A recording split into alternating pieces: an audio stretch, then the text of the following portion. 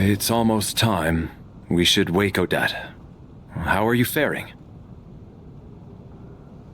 Oh, not going to argue with that. I'll take a quick nap. If you start to feel sleepy, wake me up anytime. It's finally time for Odette and I to share the night watch. I should wake her up.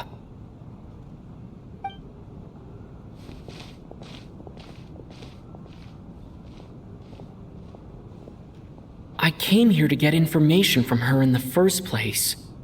Maybe I should think about what questions I want to ask before she wakes up.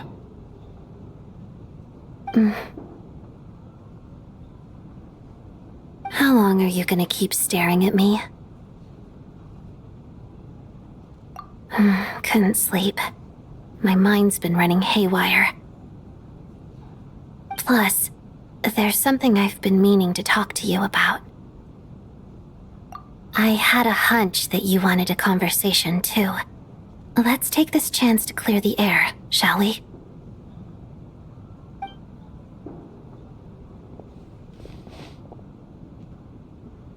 I just had a simple question for you, really.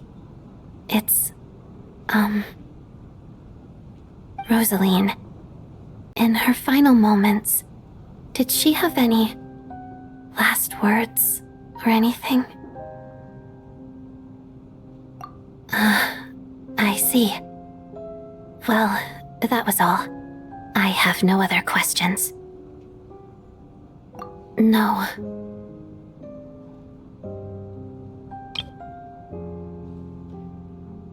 She was utterly ruthless in pursuing her goals. That kind of person should be hard to miss.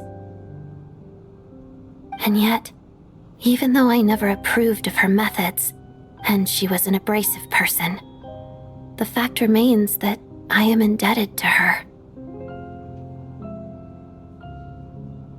Oh, she told you. I guess that makes sense.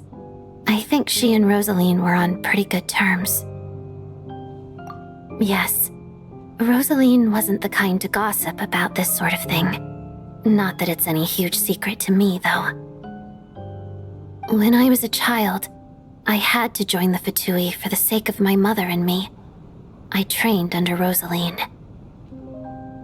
It was extremely grueling, and it didn't exactly come naturally to me. All I could do was try to ignore the biting cold and practice.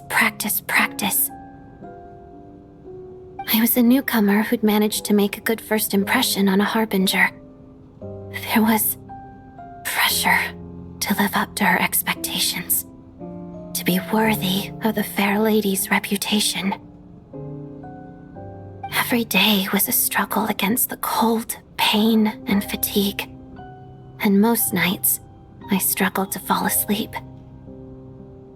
After enduring all that, I've become almost immune to the sensation of pain. I suppose that was the cost of survival. Surely, any child who had to experience that would grow to hate her lot in life, don't you think? So, I put an equal amount of effort into my ballet, because in my young mind, that was the only way to defy my fate. It was my way of telling her, the Fatui's demands and your expectations of me are not what I wish for. One day, I will leave. I think she probably blamed my poor performance in training on my passion for ballet. She knew my heart wasn't in it.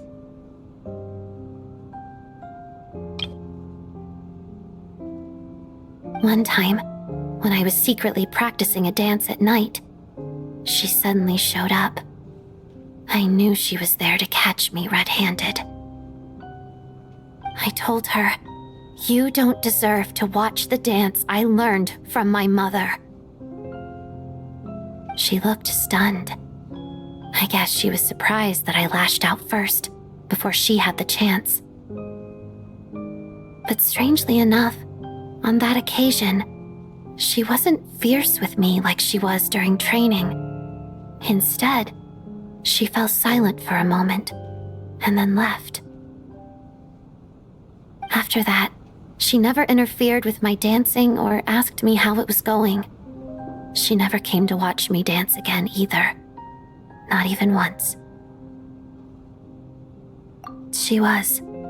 But even now, whenever I take out this core Ignis, I can't help but think of that night. Of the look on her face. Sort of. Although gift might be too kind a term. This is her flame sealed within ice. A symbol of her favor, yes, but also her way of keeping an eye on people. She knew the location of every piece of core Ignis. If any recipient started acting suspiciously, she'd be on to them immediately. Trust her to make even a mark of approval feel suffocating. So, when news of Rosalyne's death reached Snezhnaya, many people immediately crushed their core Ignis. It gave them a profound sense of relief, like they'd broken free from her shackles. But I kept mine. With my sensitivity to pain being as dull as it is, the warmth from this core Ignis is one of the few things I can still feel clearly. I still wonder, did she really come to stop me that night? I wasn't sure, but I was scared, so I said some really awful things. I guess she didn't leave anything behind. Not that I expected her to. It's fine. It's just a bit of a shame that we couldn't settle our differences before the end. She did. Are you sure she was talking about this event?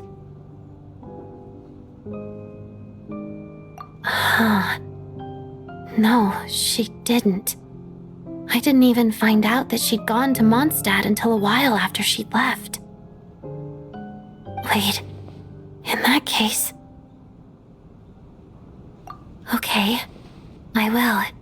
Thanks for letting me know. There's something I'm trying to figure out. I'm beginning to suspect that Paimon's mystery illness is being caused by the energy research behind Project Stuja. Paimon's very important to me, so I have to get to the bottom of this. I figured that since you're Lelik, you might know something about all this. The ultimate goal of this energy experiment is to create a weapon for the final battle. The weapon's construction was completed in Nodkrai.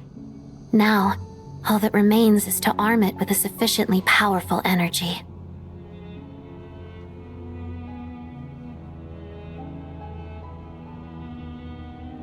Yes, the weapon's development and all the related experiments are overseen by Lord Piero, the Jester, and the lab is located deep within the Armory Palace.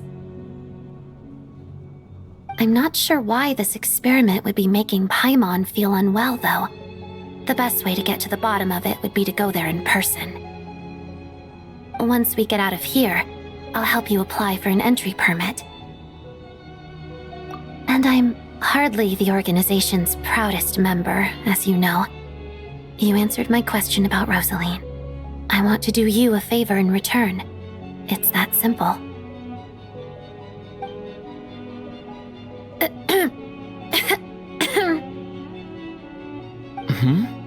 What's wrong? Are you not feeling well? You two seem to be hitting it off. I thought you were sleeping. Of course I was. In the military, one learns to fall asleep quickly, even in the most inhospitable environments. It's vital to staying alert and energized. Why? Is something wrong? Even if he was awake, he can't have overheard us, right? Well, thank you both for keeping watch. Traveler, I'll take over for now. It's your turn to get some sleep. Sure.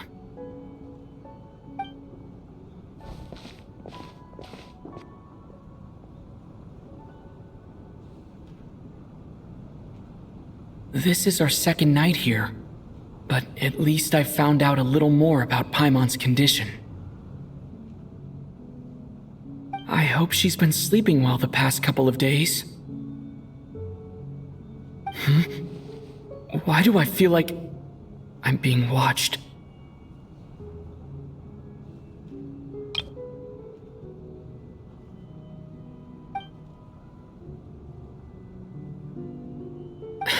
Seriously? Is this payback for when I stared at her earlier? But I thought she was asleep.